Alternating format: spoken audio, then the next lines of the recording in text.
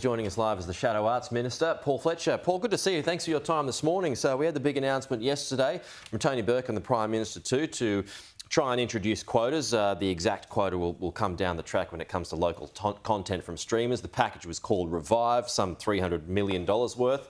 It's got to be good for the local industry, doesn't it? Well, Labor's so-called national cultural policy announced yesterday doesn't contain much that's new and doesn't contain much new money. So look, there are certainly things in there that are sensible. The emphasis on Indigenous art we support. We released a national Indigenous Visual Art Action Plan in late 2021 with a commitment, amongst other things, to intellectual property reform to support Aboriginal art, and we welcome that being continued. We welcome the focus on contemporary music under our RISE. $200 million of arts funding, about $68 million of that went to contemporary music or festivals including contemporary music. We welcome the 30% digital games tax offset, which we announced in the budget in 2021. But when you look at the money, there's been a lot of hype from Labor. They've been building up expectations about this policy going back to the election. When you look at the money, in fact, on the details, there's only about $240 million of money over 4 years, $60 million a year. Now, we spent in 2021-22 total arts funding under the coalition government $1,070 million. That's a record, never matched by any Liberal or Labor government. That hasn't changed with yesterday's announcement. Right, but what about when it comes to streamers and quotas? They don't have any, so surely it's a good start to be able to put a figure on that. And again, we did a lot of work on that. We released a proposed approach in early 2022. We also imposed the requirement, which they've now been following, to report each year on the amount of Australian content, the amount they're spending on Australian content, the streamers. This is players like Netflix, right, Stan, still and no so quota. on. And so we laid out some next steps. What the government has announced yesterday is effectively there's going to be 6 months of consultation. They haven't said what the quota is going to be. There's a lot of issues of detail that need to be worked through. How do you define Australian content? So let's let that play out. Well, how would you define Australian content? Because should say a Pirates of the Caribbean movie that comes out here, should that be classified as Australian So these are all the issues of detail you need to sort out. A very good example. So it's good that they have a 6-month period. There definitely needs to be consultation. There's a lot of detail here. The streamers are already spending over $600 million a year on Australian content. That's good, and they should be spending money on Australian content. We push them to do that, and I welcome that, but we need to make sure, we need to understand what the impacts are on the overall capacity of the domestic sector. So a lot of issues to work through. Of course, we want to have Australian content on streaming video on demand services like Netflix, Stan and others, just as those obligations exist on free-to-air TV and on Foxtel and pay TV. So it's not fair that they have these quotas, free to air. You just pointed out, and the streamers don't. So what's a reasonable number?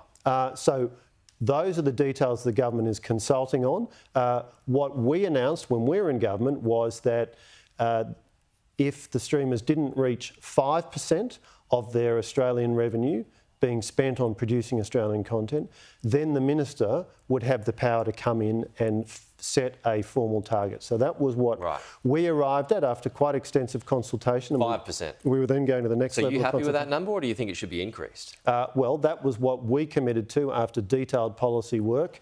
Why so low? That seems low. Well, just be clear though, we're talking about a percentage of total revenue being spent on Australian content. Right. Now, Foxtel's obligation, for example, the percentage it spends on drama in total, what percentage of that is Australian drama? So very different calculation. And what's on the free-to-airs is different again, which is effectively a points-based scheme that starts with a number of hours and then weights them for the budget. Right. So my point is, it's complicated. You want to have competitive neutrality. That's what the ACCC recommended when they did a report on this, the digital platforms inquiry in 2019.